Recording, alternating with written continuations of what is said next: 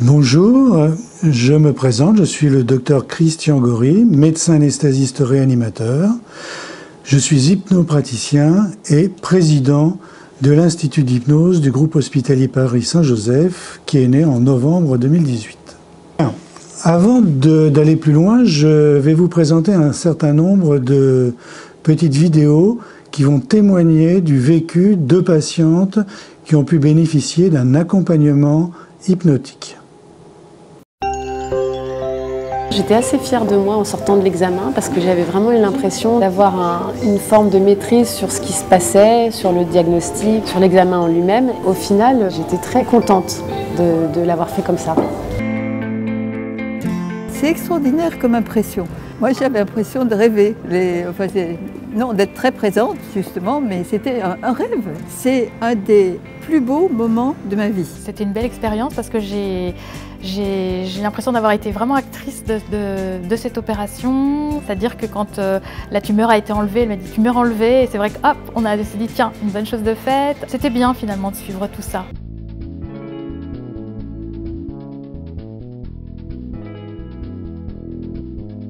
D'abord parce que des soignants souhaitaient pouvoir utiliser cet outil. Ensuite, il y avait une demande des patients pour pouvoir en bénéficier. Donc il était important que nous puissions leur proposer. L'éthique médicale du groupe Paris-Saint-Joseph est tout à fait en phase avec notre pratique de l'hypnose médicale.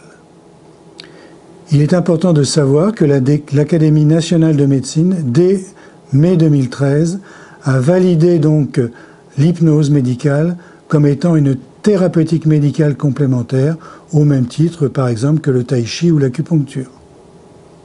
L'ASFAR, qui est la Société française d'anesthésie-réanimation, bien avant, c'est-à-dire dès 2007, a reconnu cette technique, l'hypnose médicale, comme étant une pratique médicale qui allait tout à fait donc avec l'usage de l'anesthésie en 2020.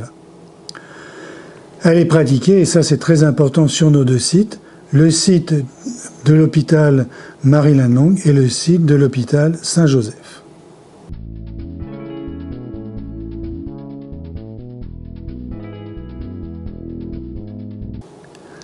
Les patients souhaitent avoir un accompagnement hypnotique car dans le monde occidental, l'individu est au premier rang ainsi que son bien-être. D'autre part, les patients pensent, à juste titre probablement, qu'il s'agit d'un accompagnement qui est plus écologique. Pourquoi serait-il plus écologique? Eh bien tout simplement parce que nous utilisons moins de médicaments. Mais ce n'est pas la seule raison. Il y a actuellement une véritable crainte vis-à-vis des traitements médicaux, voire aussi de la vaccination.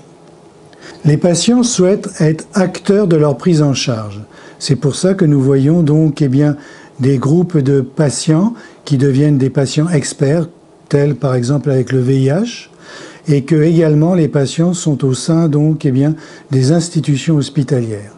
Et ainsi pour eux, ils sont réellement au centre du soin.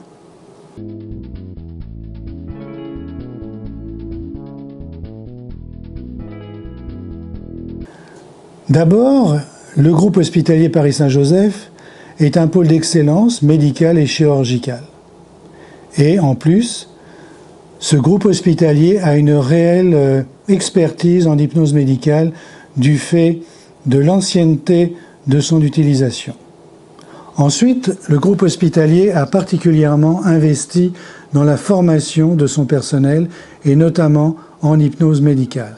C'est ainsi que on peut donner aux patients le maximum de ce que cet outil peut leur proposer. Pourquoi cet outil est intéressant? D'abord parce qu'il y a beaucoup moins d'effets secondaires. Ces effets secondaires sont très gênants, à type de nausées, voire de vomissements, de troubles de la conscience, un peu à type de somnolence, des vertiges, des douleurs résiduelles. Et ceux-là, grâce à l'hypnose, peuvent être limités et permettre des sorties plus rapides. L'hypnose médicale a tout à fait sa place dans la médecine de 2020. En effet, avec le développement des unités de chirurgie ambulatoire, avec le développement des unités de médecine ambulatoire, avec le développement des plateaux techniques interventionnels radiologiques par exemple, avec le développement des IRM. Ce sont autant de lieux où l'hypnose médicale va permettre à ces lieux d'être plus performants et d'être mieux accueillis par les patients.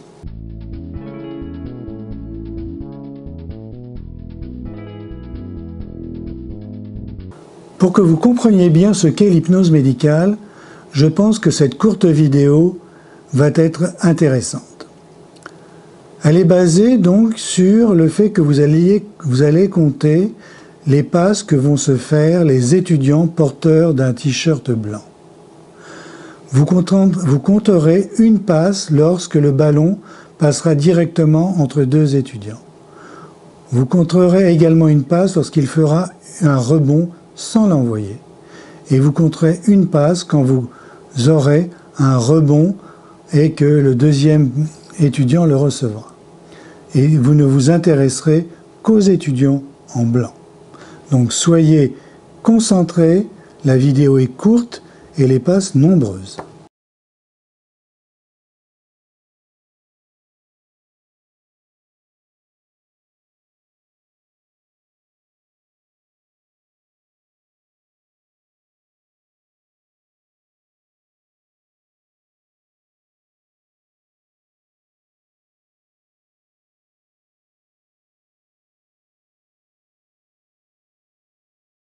Maintenant que vous avez pu donc compter le nombre de passes, vous gardez ce chiffre en mémoire et maintenant vous allez revoir cette vidéo pour uniquement regarder ce qui se passe. C'est-à-dire vous allez regarder les étudiants en blanc, en noir et tout leur environnement.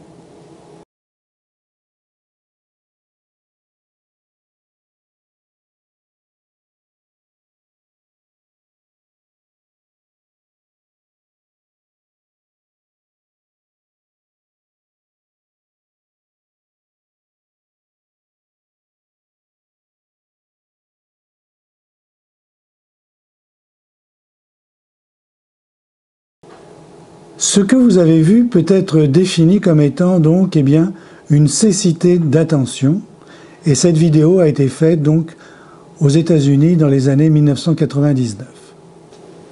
Maintenant que vous avez donc observé cette deuxième vidéo, un certain nombre d'entre vous n'avaient pas vu un étudiant déguisé en gorille qui est passé devant donc le champ de la caméra. En effet, lorsqu'on est en hypnose, ou lorsqu'on est en train de réaliser donc un travail de concentration qui demande des efforts, vous n'êtes que sur ce travail. En effet, notre cerveau est incapable d'avoir à la conscience deux choses différentes en même temps. Cela date depuis très longtemps, Descartes l'avait déjà dit, mais maintenant, avec l'étude des neurosciences, cette chose est validée. Il faut savoir que notre conscience ne peut prendre en compte deux éléments qui sont trop rapprochés. Il est nécessaire qu'il y ait un intervalle de temps entre ces deux éléments nouveaux d'au moins 300 millisecondes. L'hypnose médicale, on peut l'appeler état de conscience modifié. Mais il faut aussi savoir que la conscience modifiée, c'est-à-dire l'hypnose médicale, est quelque chose de tout à fait naturel, au même titre que la veille, le sommeil, le coma, voire l'anesthésie. On peut également définir l'hypnose médicale d'une autre façon. Il s'agit d'une relation confiante et unique entre un patient et un hypnopraticien. Et il est important que vous voyez donc une expérimentation que je vais vous montrer ensuite pour bien montrer que l'hypnose médicale est quelque chose de naturel et cela a été permis heureusement et malheureusement trop tardivement par les IRM fonctionnels. Alors nous avons devant les yeux deux images d'IRM fonctionnels, l'une qui est faite en état de conscience normale, l'autre en état d'hypnose. Pour cela, donc, des candidats se sont présentés. Ils ont eu leur cerveau qui était au sein donc d'une IRM de type fonctionnel, qui pouvait voir l'activité de leur cerveau. Et pour voir l'activité de leur cerveau, dans les deux situations, ceux-ci ont eu la main qui a été plongée dans de l'eau chaude avec un thermostat, et la température de cette eau était très élevée, mais qui n'entraînait, et ça c'est très important, aucune lésion tissulaire ni cellulaire. Par contre, cette température était l'occasion d'une douleur certaine. Alors, vous pouvez voir que sur l'image en conscience normale, il y a donc des zones qui s'illuminent. Et lorsqu'on regarde la zone S1, cela correspond donc à l'intensité et à la topographie de la douleur du stimulus. Ailleurs, vous avez donc l'insula, le cortex cérébral antérieur, le thalamus et les aires préfrontales pariétales qui correspondent au cortex on va dire émotionnel. Parce qu'il faut ne pas l'oublier, une douleur comporte deux éléments, une composante réelle qui est celle donc du stimulus et de ses capteurs et sa conduction, et une composante émotionnelle. Et tout le problème de la douleur est la composante émotionnelle. Et lorsque vous voyez l'image des candidats donc en état d'hypnose, vous voyez que ce que montre l'IRM fonctionnel est totalement différente. Toute la composante, on va dire, du cortex donc émotionnel a disparu et qu'il reste diminué la composante on va dire périphérique, c'est-à-dire intensité et topographie. Qu'est-ce que cela veut dire? Cela veut dire qu'en état d'hypnose, nos patients ont une diminution de l'émotivité due à la douleur, et ils ont une diminution de l'intensité de cette douleur qui peut parvenir au cerveau.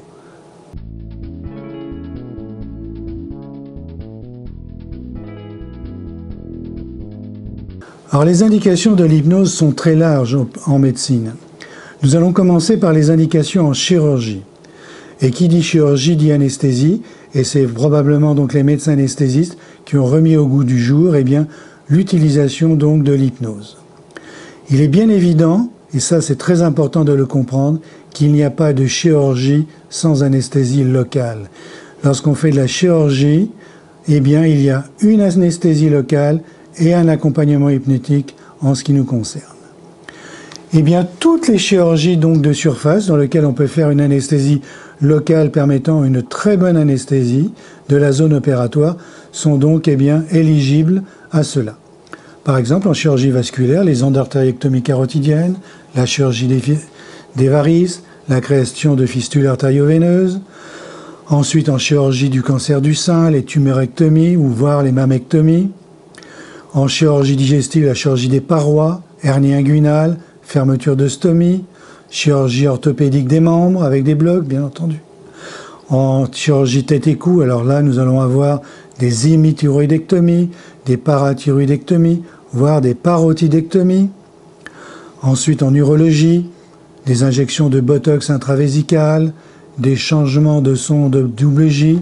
Exceptionnellement, nous avons pu faire des vaporisations laser de prostate. Ensuite, en chirurgie réparatrice, en chirurgie maxillofaciale et en chirurgie cardiaque, on peut faire des remplacements également de valves aortiques par voie percutanée qui sont appelées TAVI. Les indications de l'hypnose en médecine sont également très larges.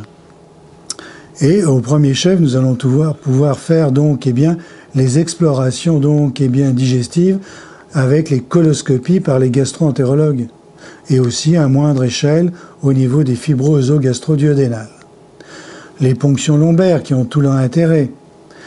La pose des chambres implantables avec anesthésie donc locale sont donc des bonnes indications. Également lors des chimiothérapies en hôpital de jour permet donc que celles-ci se déroulent dans de meilleures conditions avec beaucoup moins d'effets secondaires. En radiologie, les phobies donc des IRM ont leur place donc dans les indications de cette prise en charge. Toutes les anxiétés.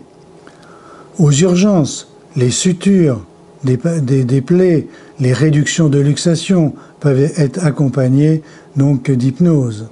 Et bien entendu, en douleur donc chronique, discipline qui fait intervenir de nombreuses autres disciplines, eh bien l'hypnose y a sa place. Tout le domaine de la radiologie interventionnelle, eh bien, peut avoir recours donc à l'hypnose. Eh bien, par exemple, toutes les ponctions de tumeurs sous scanner avec anesthésie locale, également tous les gestes endovasculaires percutanés qui comportent une anesthésie locale sont éligibles. Également donc en médecine cardiologique interventionnelle comme la pose des pacemakers, les coronarographies ainsi que les poses de stent coronaire.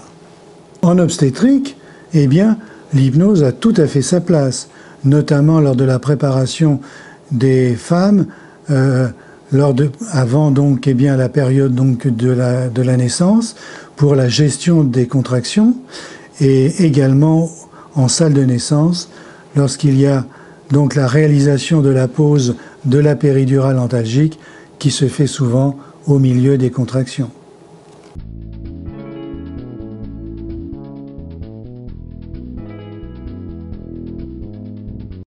En effet, les casques de réalité virtuelle qui plongent les sujets, les patients, donc dans un monde virtuel de type visuel, peut être aussi en plus augmenté par l'association à des casques audio. Depuis de nombreuses années, on sait que la réalité virtuelle a une réelle efficacité sur la douleur, et c'est pour cela que, lors de la réalisation, par exemple, de réduction donc de luxation, voire de soins de plaies, soit aux urgences, soit par exemple dans des services de médecine vasculaire ou autres, également donc en kinésithérapie, lorsqu'on doit faire des réductions donc de la rééducation qui est peut-être douloureuse, et tout cela peut se faire en ayant beaucoup moins recours à des médicaments donc lourds en termes donc d'effets. Mais aussi cela peut être utilisé dans la gestion donc des stress post-traumatiques.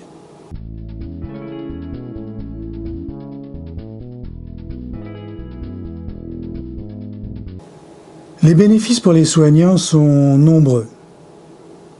D'abord, ce qui a fait le succès de l'hypnose, c'est qu'il y a une révolution, un changement dans la relation soignant-soigné.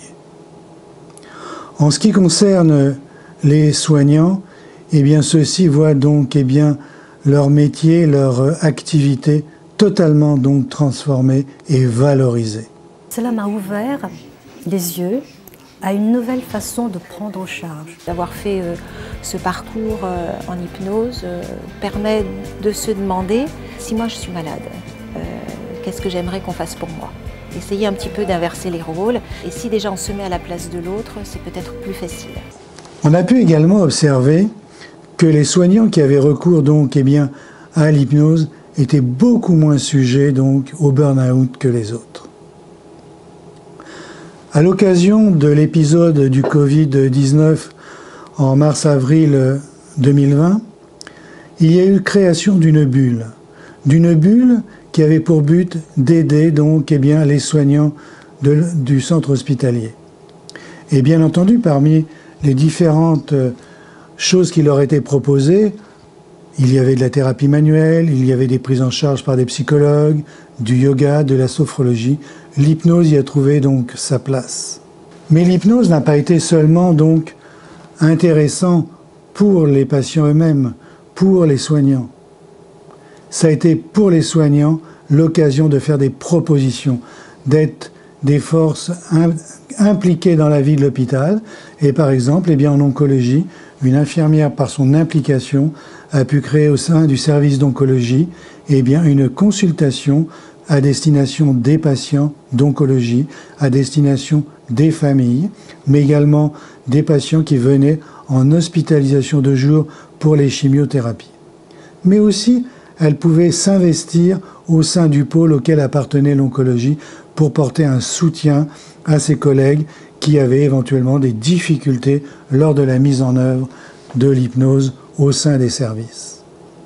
D'autres services, comme les infirmières anesthésistes, eh bien, sont en cours également de développement de prise en charge, comme la création d'une fonction d'infirmière anesthésiste référente en hypnose, dans le but de porter une aide aux infirmières moins aguerries lorsqu'elles se trouvent en salle. Et également développement de toute une activité également sur le pôle maternité. Voilà. Donc je vous remercie de votre attention.